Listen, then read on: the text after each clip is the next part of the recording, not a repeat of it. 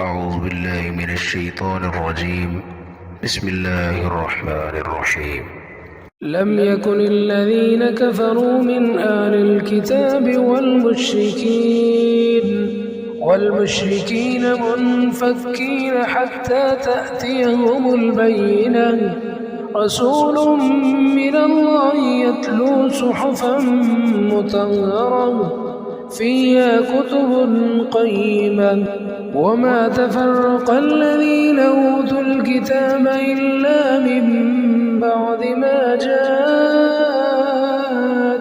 البينة، وما أمروا إلا ليعبدوا الله مخلصين له الدين حنفاء ويقيموا الصلاة ويؤتوا الزكاة وذلك دين القيمة.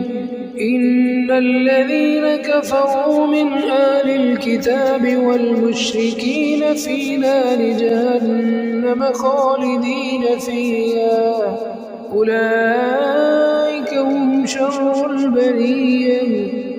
إن الذين آمنوا وعملوا الصالحات أولئك هم خير البرية، جزاؤهم